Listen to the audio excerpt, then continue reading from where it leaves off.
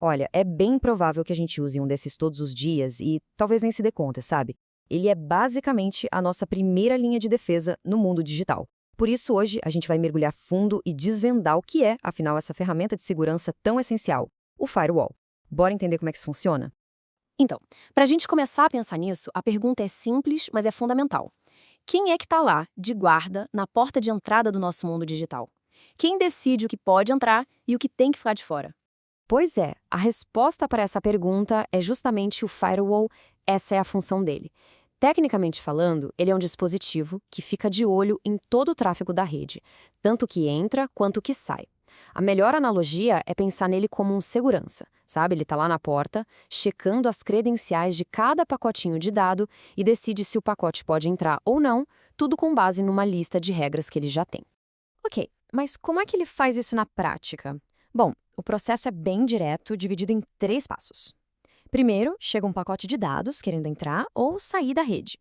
Aí, no passo 2, o firewall dá uma olhada no seu, digamos, livro de regras. É uma checagem instantânea. E, por fim, com base no que está escrito ali, o pacote ou é liberado para passar ou é barrado na hora. Simples assim. E muito, muito eficaz. Mas quando a gente fala em regra, o que é isso exatamente? Bom, não é nada complicado, viu? Pode ser uma instrução super direta, como essa aí. Não é para permitir nenhum tráfego que tente passar pela porta 81. E o que é uma porta nesse caso? Pensa nela como um canal de comunicação específico no computador. Então, o bloquear a porta 81 é literalmente fechar essa passagem para qualquer coisa que pareça suspeita. É justamente essa capacidade de ser tão específico que torna o File uma ferramenta tão poderosa. Beleza. Agora que a gente já pegou a ideia geral, vamos ver como isso aparece no mundo real. Basicamente, existem 2 tipos principais de firewall, e entender a diferença entre eles é super importante. A gente está falando dos firewalls de software e os de hardware. E a divisão aqui é bem nítida. Pensa assim, o firewall de software é tipo um guarda-costas pessoal. É um programa que fica ali instalado protegendo um único computador. Agora, o de hardware, esse é o muralha do castelo. É um equipamento físico mesmo, tipo um roteador que protege não só um, mas a rede inteira, com todos os dispositivos conectados. Ok, vamos começar pelo guarda-costas pessoal. Vamos focar um pouquinho no firewall de software, que é essa primeira linha de defesa do nosso computador do dia a dia. Então, como funciona? Ele é, na essência, um aplicativo que se instala no PC. O grande lance aqui é o poder de personalização. É possível adicionar ou tirar regras como quiser. Só que, claro, tem uma consequência. Quanto mais regras, mais restrições, mais segurança. Quanto menos regras, mais liberdade e potencialmente menos segurança. Um exemplo que todo mundo conhece, aquele firewall que já vem prontinho instalado no Windows. É um firewall de software.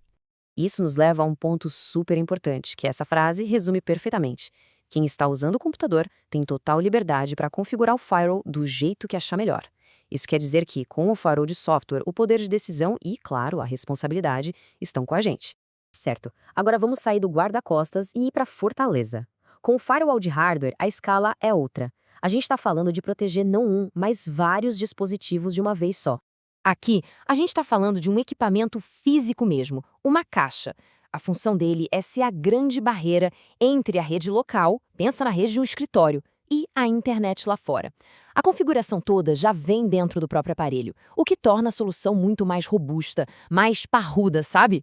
É por isso que ele é a escolha número 1 das empresas para proteger seus dados corporativos, que são super valiosos. Ok, já entendemos a teoria. Mas e na prática? Quais são os nomes, as marcas que a gente encontra por aí no mercado? Para a coisa ficar mais concreta, vamos a alguns exemplos. Do lado dos firewalls de software, temos nomes conhecidos como o Zone Alarm e o TinyWall.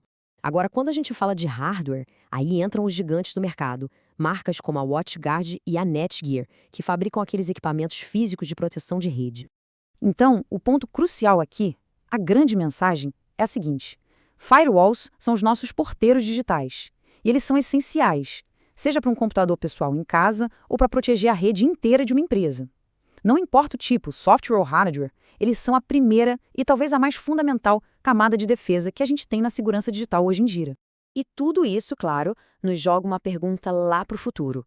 Porque o mundo das ameaças digitais não para, ele evolui constantemente. Os ataques ficam cada vez mais espertos, mais sofisticados. Então a pergunta que fica é: como vai ser o firewall do futuro? que tipo de defesa nova ele vai precisar ter para conseguir manter a gente em segurança? Fica aí a reflexão. Valeu por acompanhar e até a próxima.